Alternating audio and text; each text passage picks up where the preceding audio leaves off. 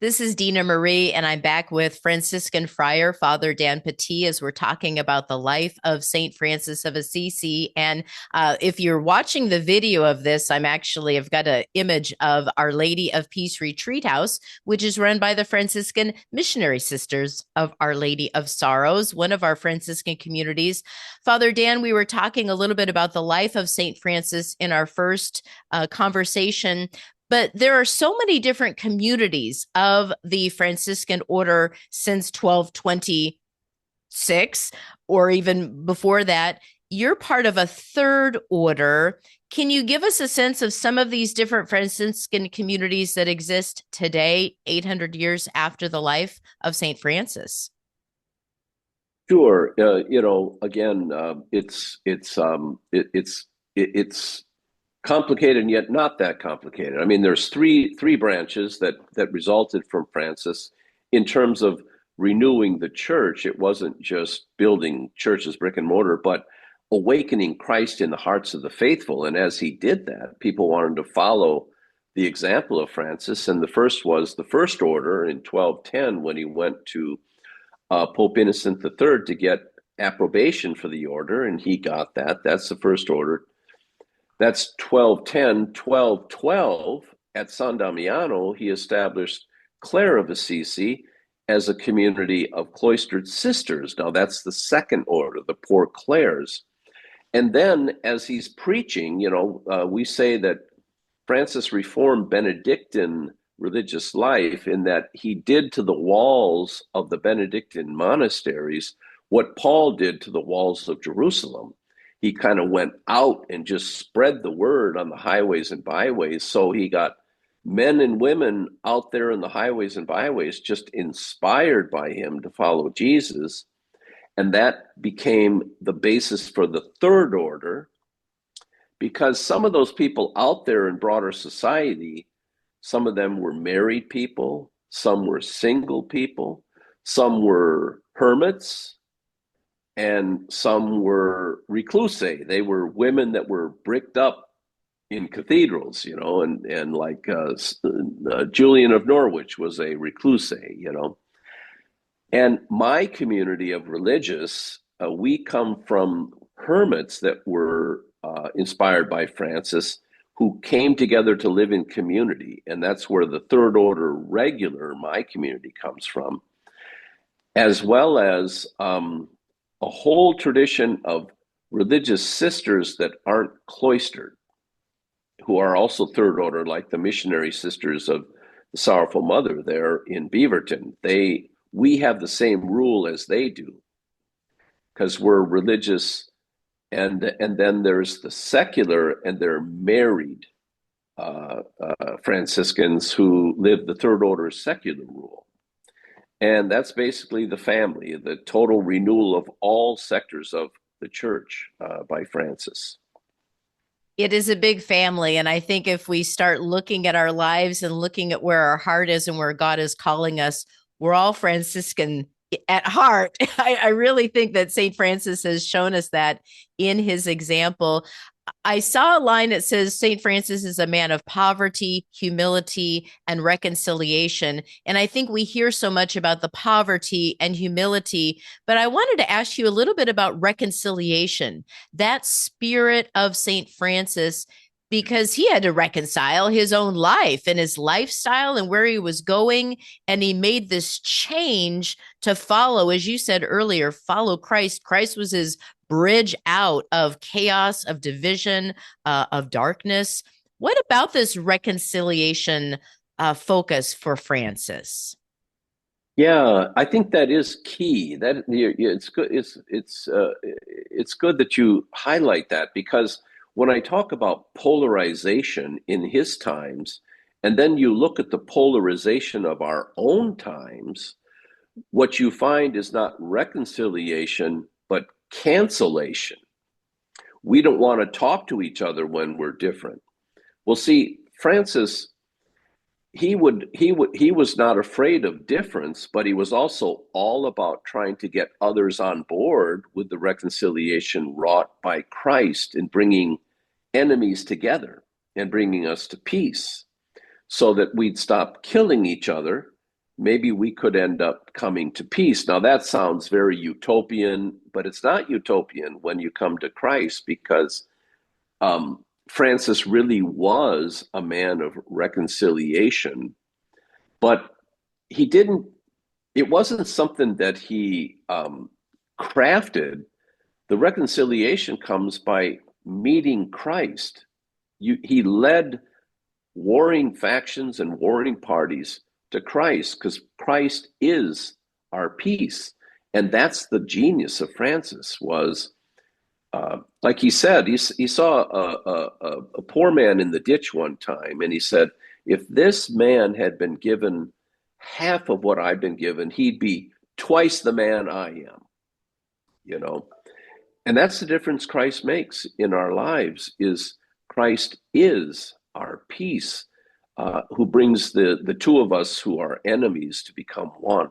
Now, that's something that Francis preached. It's something he lived, and it's something he sought to introduce into the culture of his times. And of course, it does involve forgiveness, for example, the need to forgive your enemy, those who have done you injustice, and even to forgive difference. Imagine forgiving someone who's different than you. That would get rid of racism, for example. And being able to sow peace, not by way of giving up what I believe, but by coming to Christ and learning what is true about belief. That was something Francis would never compromise on, is that following and discipleship of Christ. Once he took his clothes off in front of his father and the whole town of Assisi and walked to the bishop, he never looked back. In fact, there's no incorrupt Francis, because when he left this world at death, he left it. There's no looking back. I mean, there's just dust and ashes in his sarcophagus. They found that out in 1982 when they opened it. None of this incorrupt stuff. He is out of here, you know. Never looked back, you know. He was totally for Christ. And that's just when you start to take Christ seriously, that's when you start really meeting these great saints like Francis, and how much Christ meant to them. It makes all the difference. Yeah. Father Dan Pattee, Franciscan Friar, with us as we're reflecting on the life of St. Francis during this Jubilee year, recognizing the 800th anniversary of his passing. Tell us a little bit, Father Dan, about the celebration on an annual basis for the Franciscan community. What would be some of the typical things you would do to recognize the passing of St. Francis? When would that happen, and how would that go about? Well, as you know, the one of the great ones, like you mentioned, the passing of Francis. We, on October 3rd, the evening, have a Franciscan ritual which we call the Transitus, which means the passing over. It's of Francis from this world to the Father, and it's when he was laid out outside of the Porziuncola, which is in Italy, and he had them take all his clothes off and lay him on the ground naked, which kind of this naked theme, you know, it's like we are poor before Christ. What we are before God, that we are, and nothing more. And from there, he passed on. And so we celebrate that as Franciscans, telling the story of Francis's death and what a beautiful death it was. And that was for the first time when it was made public that he had the stigmata, the wounds of Christ on his body. Because as he laid there dead, friars, they say nearly 3,000 friars walked by and saw the actual wounds still on his body. And it was a real time of like just incredible realization of what a great saint that they had there. And his canonization came only 2 years later. Wow. You know, just a credible example for us to follow. And what I'm looking forward to is over the course of this year for you and I to keep, letting Francis speak to us and speak through us to share what do we need to do in our lives today. And I think that's the way I want to just close this time with you, Father Dan, is we're just beginning this Jubilee year of St. Right. Francis. Maybe it's news to people. I haven't heard about this yet. Yeah. What might be one thing that we could start to do to help honor and participate in this Jubilee year?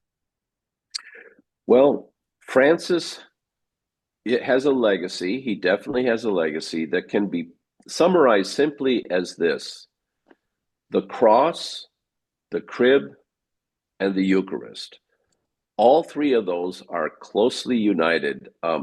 He loved Christ crucified. The crib, he had a deep devotion. He gave us at Gretio, the first scene of Christ in the manger. And then the Eucharist, he had a profound love for Jesus in the Eucharist. So, especially because the Eucharist memorializes Christ crucified. He had such a deep and profound love. In fact, Francis has a great line in his writings. He says, "Behold, brothers, Christ and Him crucified. I grieve that someone who gives himself so much in love to us is so little loved in return." That summarizes Francis. He just kept mightily attempting to love Christ more and more. And I think for all of us, we could begin by coming before Christ in the Eucharist and getting to know our Lord there. Yeah.